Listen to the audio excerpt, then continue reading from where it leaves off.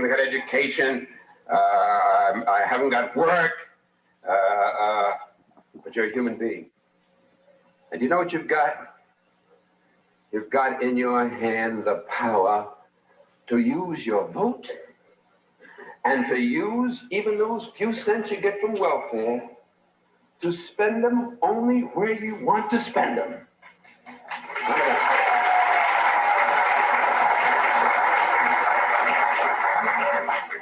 A young slave boy stood one day before the greatest ruler of his day. And God said to Moses, "What's in your hand?" And Moses said, "Lord, only I've got a stick, that's all." He said, "Well, let me use what's in your hand." And God used that slave boy with a stick in his hand to divide the Red Seas, march through a wilderness, bring water out of rocks, manna from heaven, and bring his people to freedom land. What's in your hand?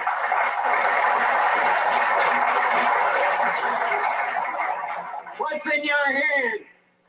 George Washington Carver, who was so frail that he was traded for a broken-down horse as a slave boy. And George Washington Carver, sitting in the science laboratory at Tuskegee, told me, he said, "Dr. Powell," he said, "I just go out in the fields each morning at 5 o'clock, and I let God guide me.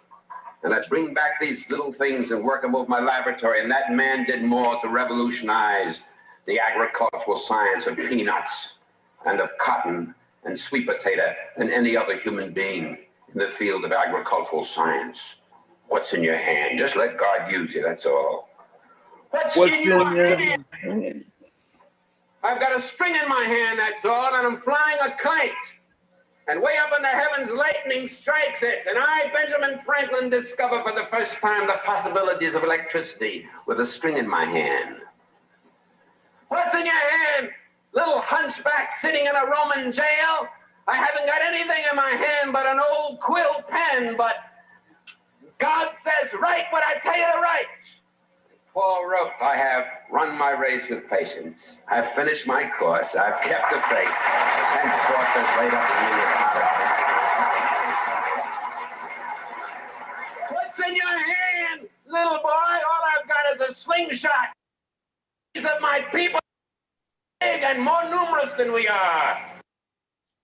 To the brook and pick out a few stones and come on back and close your eyes if you want to and pull back that slingshot and let it go. And David killed the biggest enemy, the leader of the giants, against his people, and his people became free, just letting God guide a stone in his hand. And a few years passed and David is a king. And God says, "What's in your hand?" He said, "I've got a harp in my hand." He said, "Well, David, play on your harp." And he played, "The Lord is my shepherd. I shall not want. Maketh me to lie down in green pastures. Leadeth me beside still waters. Yea, though I walk through the valley and the shadow of death, I'll fear no evil." What's in your hand? What's in your hand? Man hanging on a cross.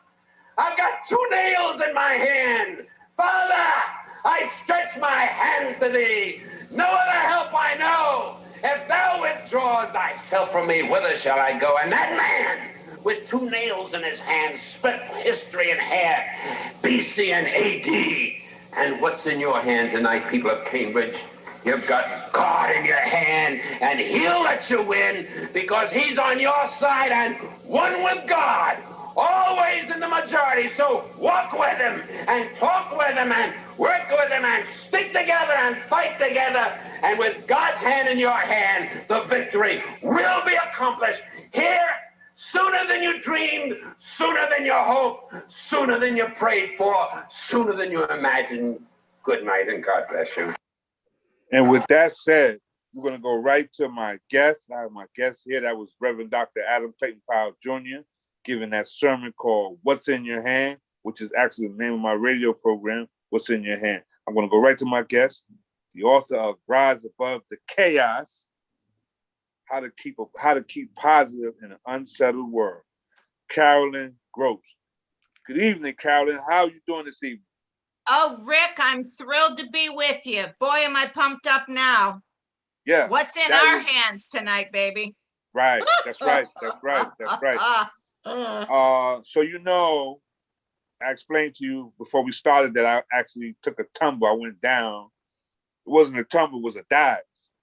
Yes. Running for the bus, the New York City bus.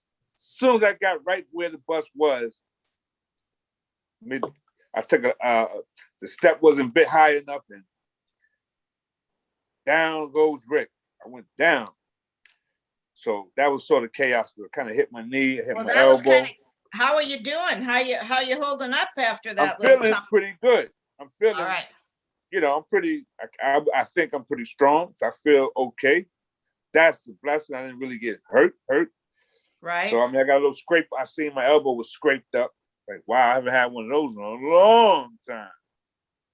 A scraped up elbow.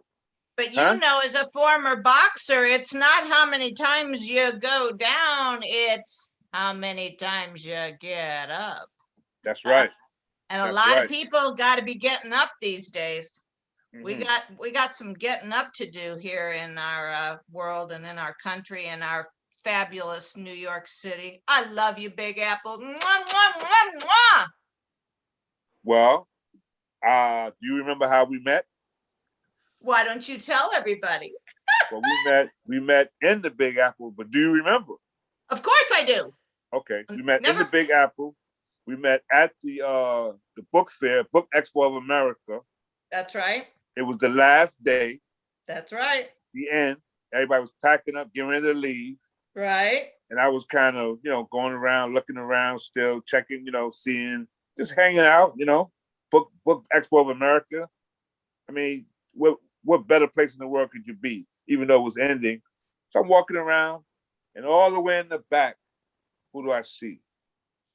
Carolyn Gross. And we started talking. We had a conversation. We exchanged cards, and we have been in contact ever since. We even did I think we did one interview.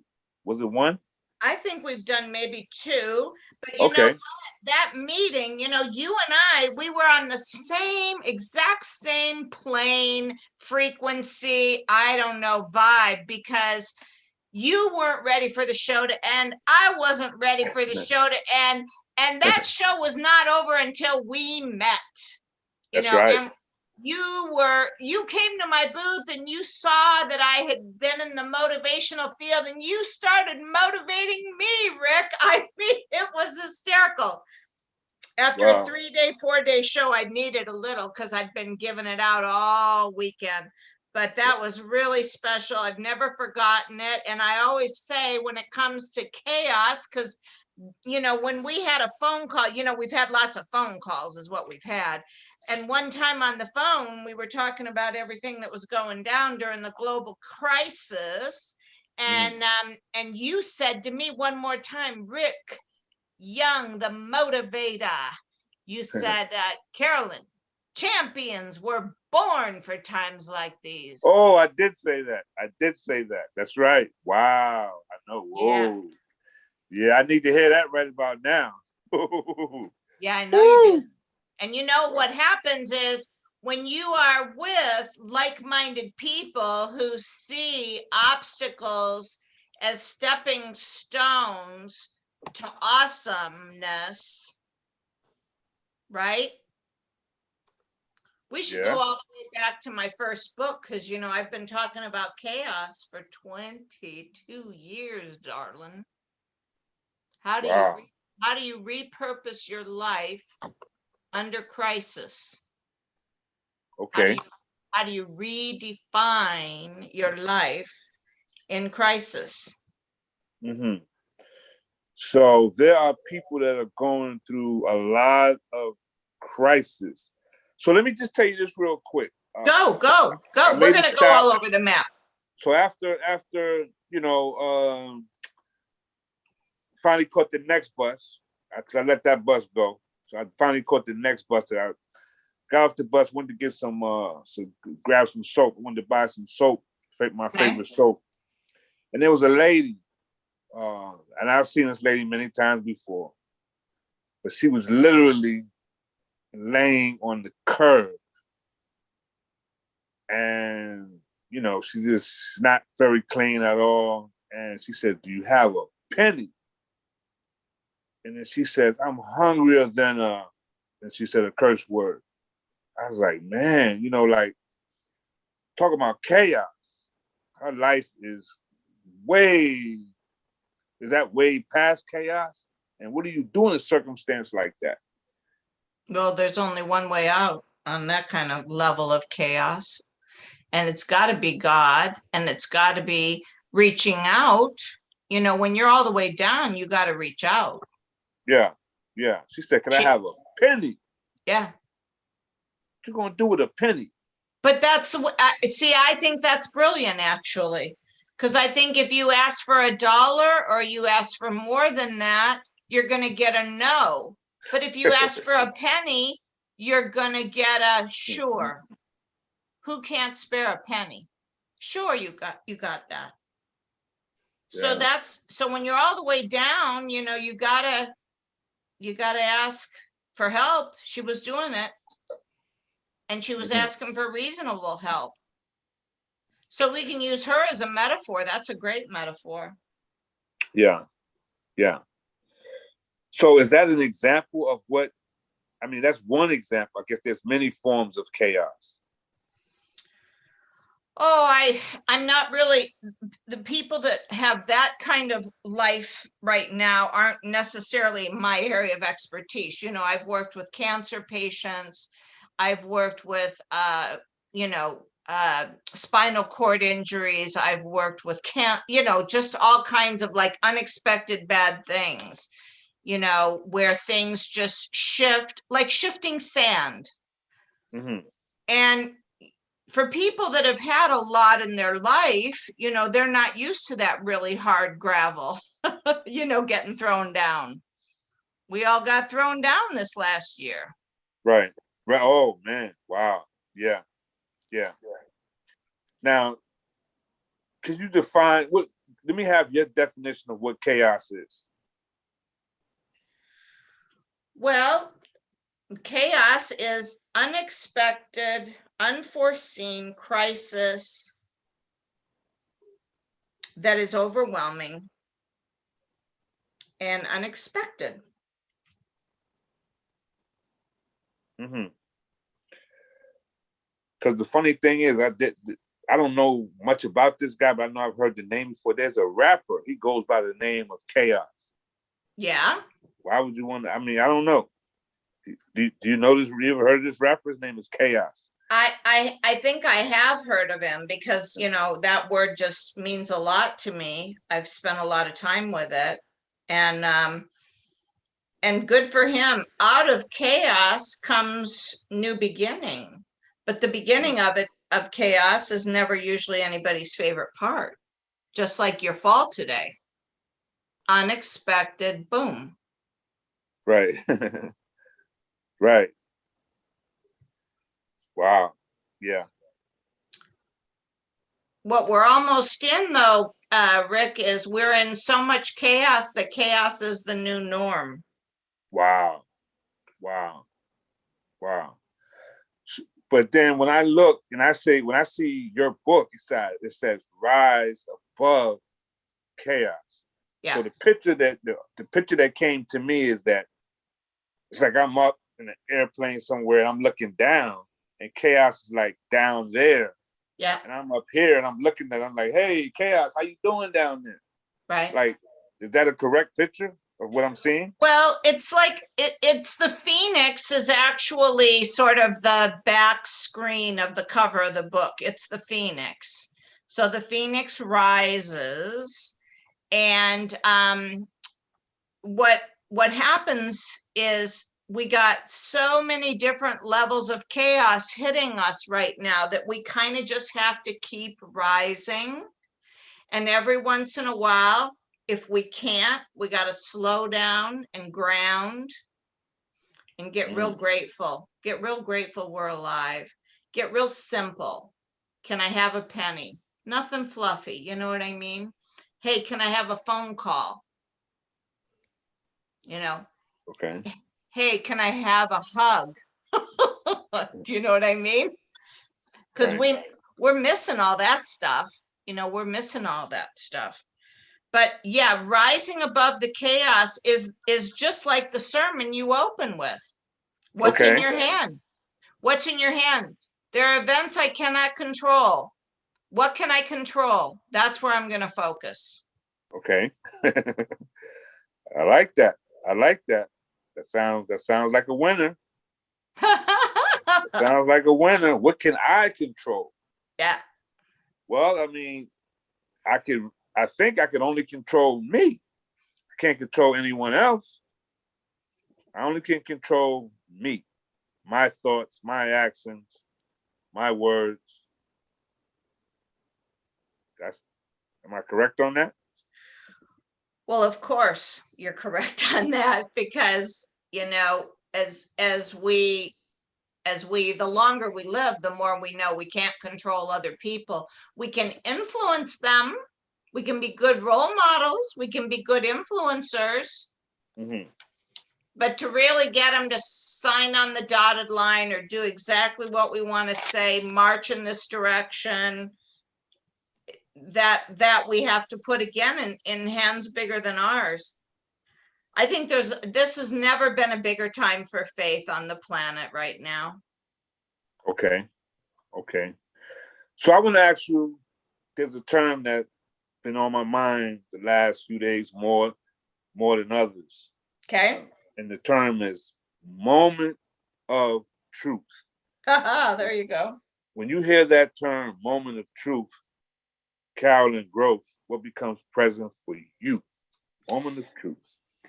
Well, I'm going to go a different place with a moment because right now the solution, remember I said chaos is the new norm. Mm-hmm. Okay. So like if you were to think of somebody outside of yourself, Rick, that's going through major life changes. Okay. Like there's so many people doing it. It's not even funny. Right. Okay. Right. You know, what's changed? Oh, well, we don't go on vacation. You know, what's changed? Oh, we don't know if we want the vaccine. What's changed? Oh, we don't know if we're going to go back to work in the office. We may stay remote. What's changed? Oh, our gym is closing. What's changed? Oh, the restaurant's closing. We're only going to do takeout. I mean, just it's ad nauseum, right? Just so many changes. So your moment of truth could be like, yeah, we're at a moment of truth, sort of getting to the post-COVID place, right? Mm-hmm. Sort of. But is life back to, I'll use the term loosely, normal? No. No. No, definitely not. Right. I mean, we walking around with masks on, for God's sake. Like, what? Masks? Are you serious? Walking around with masks on. That's kind of crazy.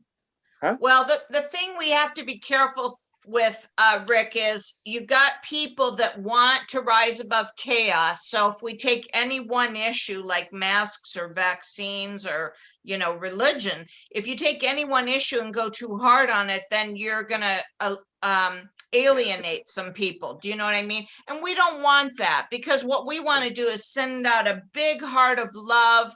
We want to give everybody a penny, like that woman on the curb, pennies from heaven. We want to tell people, don't be looking at what you lost this last year. Look at how you can redefine your life, redefine yourself.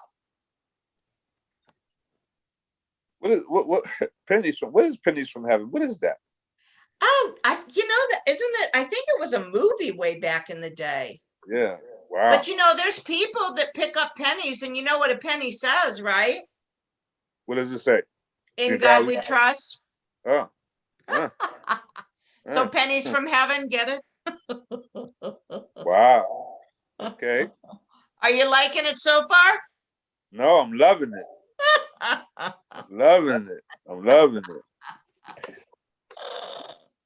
So, where does, when dealing with chaos, where does karma come into effect when you're dealing with chaos? Chaos, karma. Is there any connection there? Well, the solution to chaos is to get calm, because you're going to make better decisions. Much better decisions. You don't want to make decisions when you're afraid. Mm-hmm. You know what fear stands for, right? False evidence appearing real. Forgetting everything will be all right. Oh, okay. Right. You know, one of the blessings that I got, I was a professional boxer, and my boxing teacher, Bobby McQuilla, taught me how to box or how to fight with my back against the ropes.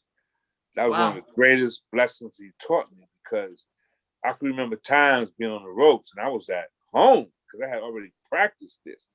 It was like home. So I think a lot of us right now, we have our back against the ropes. I like that. Yeah. And and and I can tell you, it's really not a secret of what it is. The skill is movement. It's movement, because you're moving. The guy or your opponent is throwing punches at you, and you want to be in motion and moving. If you're stationary, then you're like a stationary target to be hit. When you're moving, you're harder to hit, and you're giving him a moving target. So, and if you're watching him really closely, you can see what's coming. And it's really hard to hit you when you know what you're doing, when you practice it a lot. So movement is the key to fighting on the ropes. Well, let's put that into what we can do with all the chaos today. Okay. You don't want to stay glued to a TV. Yeah, I did that for 6 months. Yeah. From March until September. Yeah. I did that. That was a dumb move. So what I want to do is I want to send a lot of joy and positive new beginning energies to people that had that experience, because fear was being broadcast at such an unbelievable level.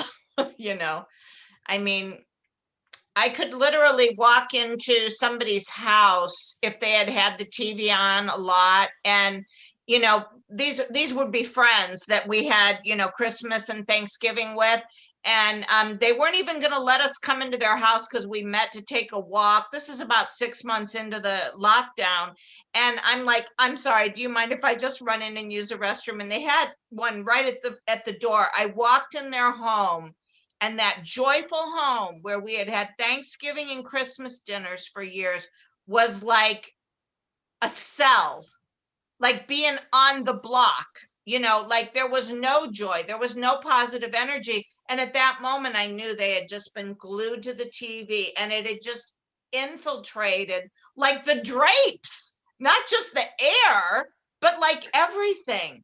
And that's when I knew I'd made a good decision to stay away from as much as I possibly could.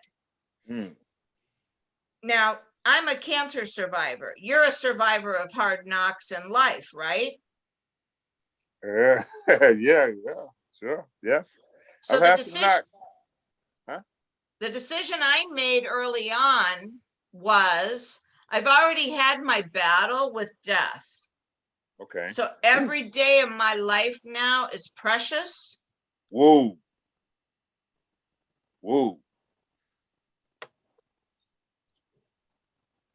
You like it? I'm loving it. Well, I'm not gonna, if you love it, I'm gonna stop. I'm gonna hit the pause button. I want it to soak. No, you have to make up a decision. You have to make up your mind and make up a decision. How much joy are you gonna let this whole scene rob you? Your joy comes from inside of you. It comes from little things, like you got up after you hit that tarmac today. You got up. I hope you were joyful then and said, hey, I didn't break anything. I'm going to be happy now. I'm shocked, but I'm happy because I'm moving.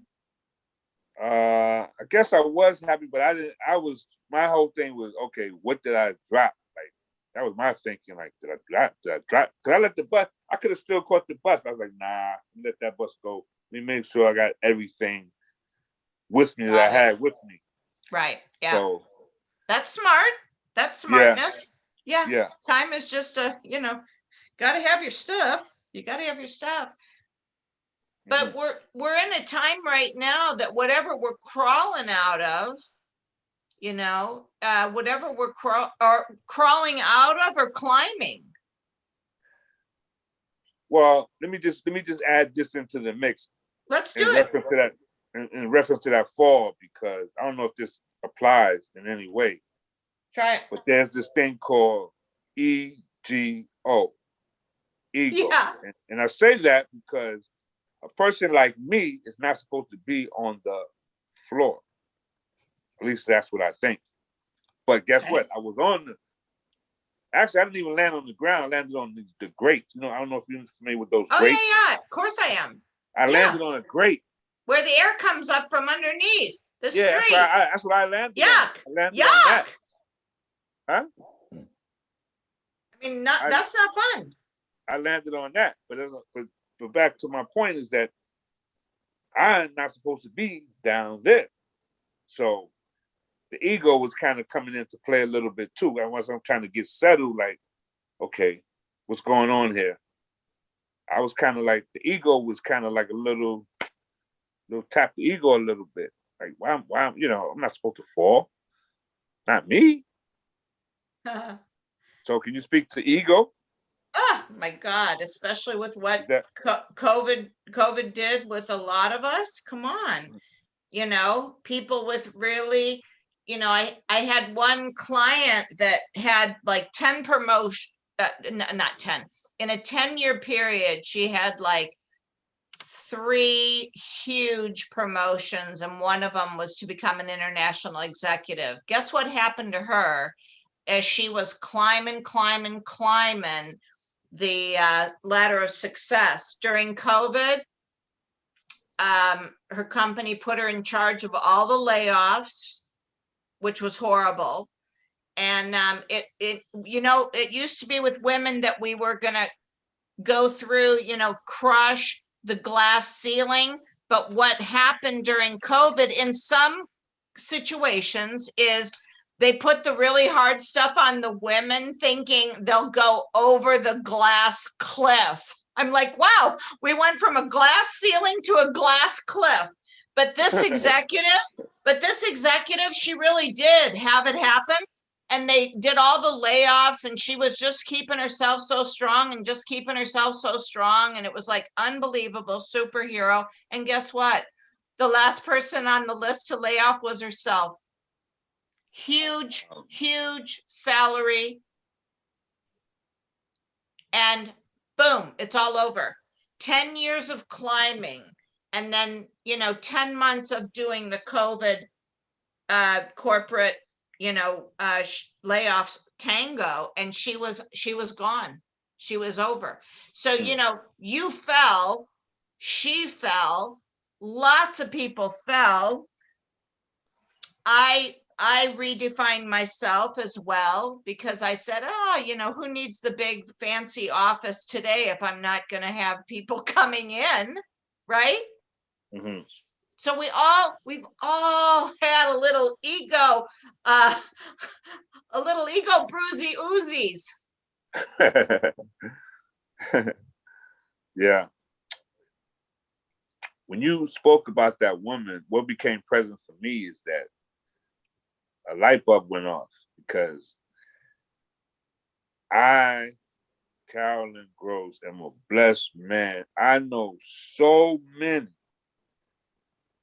can't even count, magnificent women that I know that are just, awesome. There's not even the words to put for it. You're in that category too. Woo! I know some dynamic, amazing, magnificent women. Okay. Even though I did see the lady today laying on the curb, laying on the ground, but I know a lot of magnificent women. Just amazing. Truly, well, you're not afraid of women. I could tell that when we met.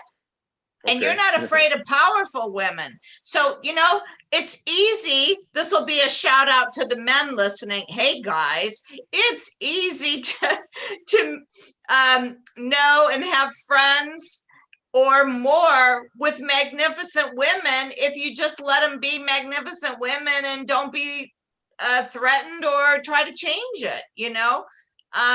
That goes back to what we said earlier. Like, really, you can't change people. So how old do you have to get until you figure that out? Man versus woman. And women try to change men. I'm not just saying men. We've been having that little battle of the sexes thing for a while. But you don't, if you're not afraid of magnificent women, you're also probably not afraid of magnificent men. Okay. So that's a true blessing. That's one of many blessings that I have. So that's the other things that I do, and I'm not bragging. I'm just saying that I'm acknowledging that I do have blessings, and one of them is that I know some dynamic, amazing women that are doing some amazing things in life, and so acknowledging my blessings. How important is that? Absolutely. You were talking about, getting calm. And so when we get upset, this is a little silly thing I went through earlier today, but sometimes it's not the elephants that ruin the picnic. It's the ants. You know what I mean? And I got this email that said, "Oh yeah, you're late on your gas card." And I'm like, "My gas card's on auto pay. How can I be late?" Oh no. Oh no. The auto companies, they merged and now you have to start from scratch. And I'm like, "Man, you already have everything. You have everything on me. Can't you just input? Oh no, we're going to build a new website and you got to do this and you got to do that and you're late and blah blah blah blah." And I really didn't enjoy that it took me 45 minutes to pay a $33 bill. And I was in a standoff between, can I please have my account number over the phone? Only if you give me all your social security number. I mean, it was just it was crazy stuff. But what it said, Wow. what I said to myself is, this is Monday morning. I got to have an awesome week. I'm having an awesome week, but I got 45 minutes with ants in my awesome week, Monday morning kickoff to my week picnic. And so what do I got to do? You're right, Rick. When those little things come up and you're like, what's happening to the world? Another thing was I tried to see if my credit card processor was working, and I go to call the company and they go, "Oh, hold on a second. We'll tell you, how to force a sale." And she comes back and she tells me the answer. And I know it's not the answer because I've had credit cards for 24 years. So the world's changing. People don't even have the answers anymore. They read from the manual. They read from this. They do that. So that world's changing. So what can I do? Like you, Rick, I can go, who are those blessed people I know in my life? Who are the people who tell me, get your eyes on the prize? Right. Wow. Wow. I like that. Nice. Nice. Don't get caught up in the mishigas. Okay. I'm not Jewish, but I know a few Yiddish words. And I love my New Yorkers. So you know what I mean? It's like, don't get caught up in the mishigas because it's mishigas soup lately. Man, what would happen if we all started working together? The men, the women, the people, the races, we just started team working. I mean, what would happen? We did that. Well, we've had times where we really did that a lot. Again, there's been so much fear and animosity that has come in and crept in. It crept in. But if you really look a little bit, you've got to be right now. I would say to all your listeners, wake up and pay attention. This is not a time to be playing Candy Crush and asleep at the wheel, because there's just some pretty major things, even this virus. There were these super bugs going on for the last 2 or 3 years during cold and flu season. I remember 2 or 3 years ago going, we never had flu like this before. We never had tents outside the hospital during the winter because there were too many cases. I'm like, what is that about? What is that about? And I just kept thinking, I got to keep my immune system strong. By the way, I really feel that's an important message too to your listeners. Okay. It's like, right now, if you want to stay calm, you've got to get really proactive with your health. Mm-hmm. And the mental health is absolutely numero uno. But right after that, Mr. Fit as a brick, Rick. Isn't it your physical health? I mean, come on, don't you feel like awesome sauce? I'm not supposed to be on the street, let alone on the grate, because I'm in this great physical condition. You got to take ownership of your body temple. Mm-hmm. Not just your mind, but your body. And again, we saw a very lazy thing happen with this experience. Mm-hmm. Everybody got a little lazy there. Okay. So what is the first law of the universe? What is the first law of the universe? I hope you're going to tell that to me, because I wasn't there when they handed out the first law. Okay.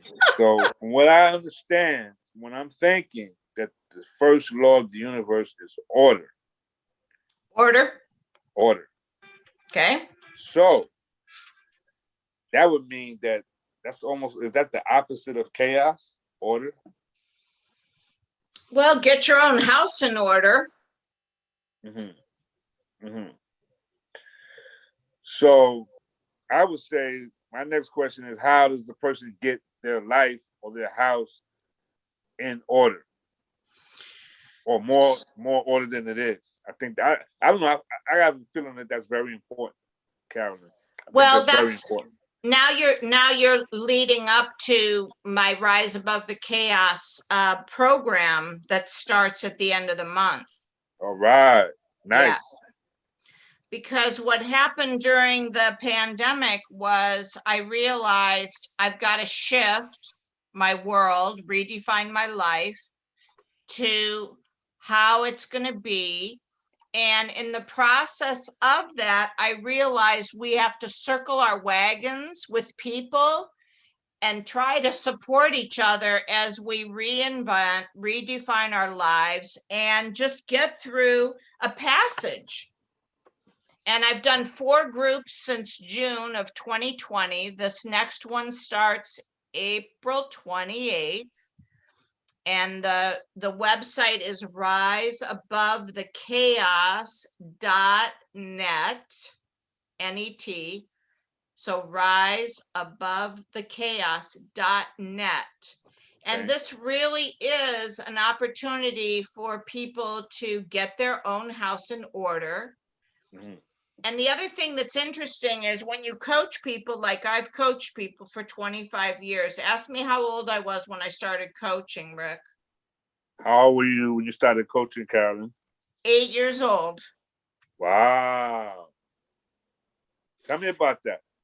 My father was an entrepreneur, and he used to tell me all his business problems. Wow. Holy cow. So when I was telling you about that executive that I coached for 10 years and she got the 3 big promotions and became an international executive, I knew and have coached doctors, international executives, and then artists and athletes and aspiring authors and, people that just want to start a small business. But I've coached people farther up the food chain, if you want to call it, Because when you have the ability to help people see their greatness, it doesn't matter if they're richer, smarter, it doesn't matter. You see it and you show it to them. You got the mirror, you go, here, look, I got Aladdin's mirror. Look, you know, mirror, mirror on the wall. Am I that fabulous? That's all. So Carolyn, give me that information again about this class that you're going to be teaching or coaching. Rise above the chaos.net. N-E-T. Go ahead. Sorry. So that'll take you to a page that is part of my website, Creative Life Solutions. Now, if any of your listeners are like, that sounds a little bit interesting, but I want to know more, then they can go to Creative Life Solutions, as you have up here on YouTube, and they can say, send me the info for the free, people like that word, webinar. And on Wednesday, April 21st, they'll get like a sample of what the class will be. And the people that come on the webinar will get a few little bonuses too. Right. But it's anybody that hears your show, if somebody can't make the webinar but signs up for the class, if they just say Rick Young, they'll get the bonuses. Don't worry. Because you know, you're VIP, your people are VIP. Right. Riseabovethechaos.net starts April 28th, and it's 7:00 at night Eastern, 7 to 8:15, 8:30, depending on how long people want to ask questions. Carolyn Gross, do you know anything about football? A little. A little, okay. So here, I don't know a lot about football, but here's what I do know about football: that when a team goes on the field to play, there's like 11 players on each side, right? Yep. But the coach has what they call a playbook. Yes. They're going through plays that they practice. They practice, and then they go on the field and execute those plays that they practice. But they have a playbook, right? And I noticed that most of us, does not have a playbook when it comes to dealing with our life situations. So here's what's amazing about you and I always, Rick, is I do have the playbook for Rise Above the Chaos and Redefine Your Life. And I only take 12 people each group. Because if it gets too big, I can't customize. So as soon as I get to 12, then I start another group. And if I only get to 13, then I have a group of 6 and a group of 7. Do you know what I mean? And then they get even more private. But it's very interesting you say that, because keeping it small. And the other thing that's interesting about chaos is, you know, you might have a job change, chaos, and you have no problem talking about it, but you don't want to say anything about your ex-wife or your ex whatever, you know, but somebody else in the group will. Yeah, there you go. Give that old X sign up there. And, you know, somebody else in the group will. So that's the thing that's amazing about this kind of experience, is it gets you through. And you'll even solve problems that you didn't bring, because somebody else will have them, and you'll go, oh, wait a minute, maybe I'm really not through with being mad about that. And you just clean it up, baby. Okay. Clear it up. We kind of going a little bit longer than what I planned, but I mean, like, this is just so good. You're tuned in to GHCR.NYC, Grant Houses Community Radio, home of the Community News Service, and the soul of the Upper West Side. That's Tina Dixon. She's a astute engineer. She does a lot of amazing work at the radio station WACR. Good. So there's a guy. He goes by the name of, I don't know if you ever heard of him. He's a basketball player. Okay. He goes by the name of LeBron James. Oh, yeah, just maybe, huh? Yeah. So he wants to be a billionaire basketball player, right? one of the things he's investing in all these companies, making all these investment wise. Just, I mean, the guy's just incredible, right? Yes. So one of the things that he does, and is a documented proof that this guy invested 1.5 million in his training, conditioning, coaching, nutrition, coaches, head coaches. I mean, he just invests in himself, his body, his mind, his soul, spirit.